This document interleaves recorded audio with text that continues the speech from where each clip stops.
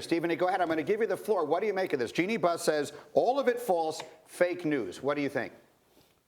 I'm wondering why we're even paying attention to it. The fact of the matter is that Jeanie Buss is a very, very lovely lady and what have you, but Magic Johnson's running basketball operations. Magic Johnson is on the record telling the players that they need to grow up and that they have to understand that this is the business. LeBron James has been unapologetic publicly about his pursuit of Anthony Davis, and everybody and their grandmother knew that the Lakers basically said, excuse me, who do you want for Anthony Davis? No, they didn't literally offer the entire team, but they essentially said, outside of LeBron, tell us what you want in terms of our roster, and you can have it. So we all know that that is the situation, as Brian Windhorst accurately reported and actually accurately stated, that everybody knew what the story was, and Magic Johnson and LeBron James didn't deny it. So Jeanie Buss coming out and saying what she said, we understand it, but this is the whole thing. When she talked about it's not fair, well, fair is a place where they judge pigs, and I don't know if they do that at fairs. So the fact of the matter is nobody cares, okay? In the end, what it comes down to is that you have a roster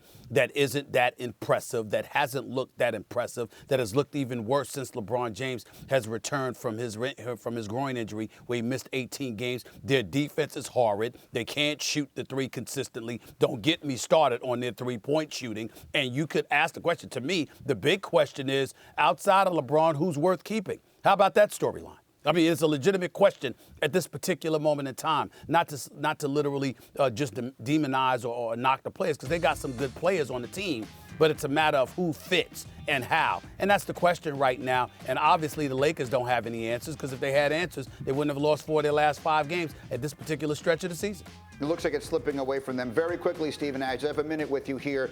The Celtics lose a terrible game yesterday. They are booed mercilessly in their own building, and deservedly so. And then Kyrie Irving has basically nothing to say after the game. What is your take on Boston right now, and on Kyrie in particular?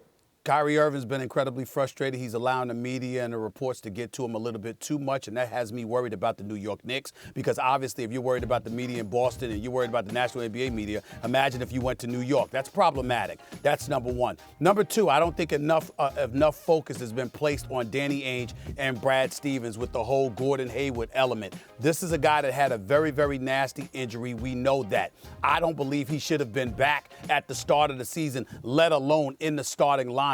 And literally over the last several games, he's shooting like 31% from the field. He's averaging about 5 points a game since the All-Star break. This seems to be somebody they're hell-bent on validating. In Danny Ainge's case, because of the signing, the $130 million.